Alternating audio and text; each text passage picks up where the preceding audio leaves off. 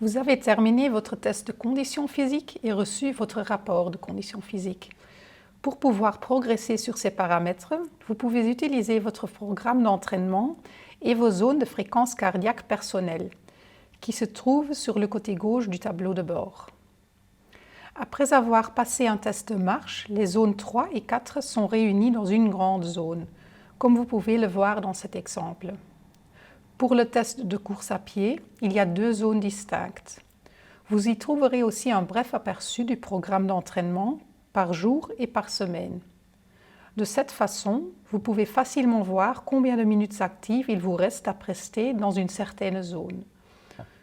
Au milieu, vous pouvez connecter votre bracelet d'activité afin que votre nombre de minutes actives dans les zones soit automatiquement ajouté. Vous pouvez également saisir manuellement les minutes actives via Coaching, entrée de données manuelle.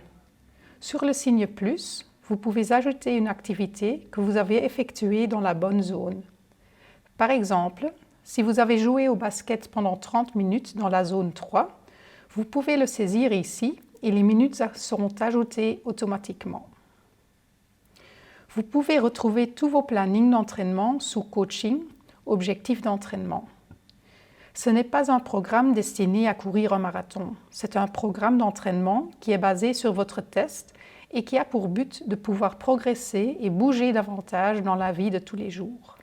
Le programme d'entraînement est basé sur le sport axé sur le cardio que vous avez choisi. Ce devrait donc être l'activité que vous souhaitez pratiquer le plus pour progresser. Pour modifier cette activité, il faut cliquer sur le signe de l'engrenage.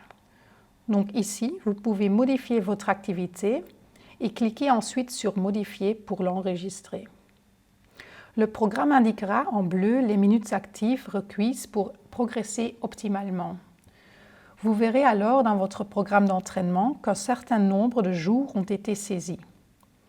Vous pouvez toujours l'ajuster vous-même en cliquant sur le crayon et en indiquant le jour choisi pour un entraînement court ou long. Le tableau est toujours divisé en séances d'entraînement courtes et longues. En bleu, vous trouverez une recommandation à propos du nombre de séances d'entraînement courtes et longues à effectuer. Nous recommandons également de toujours inclure des jours de repos entre les jours d'entraînement.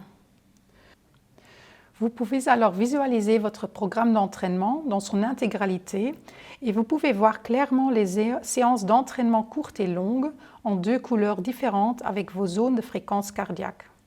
Vous faites les entraînements longs à un rythme qui vous permet encore de parler. Vous êtes alors en zone 3. Les entraînements courts sont un peu plus intensifs. Vous aurez une respiration accélérée et vous vous entraînez en zone 4. Lorsque vos zones de fréquence cardiaque 3 et 4 sont réunies et forment une grande zone de fréquence cardiaque, vous essayez de rester dans cette zone de fréquence cardiaque à la fois pendant les entraînements courts et longs. Le programme d'entraînement débutera le lundi suivant votre test. Bonne chance!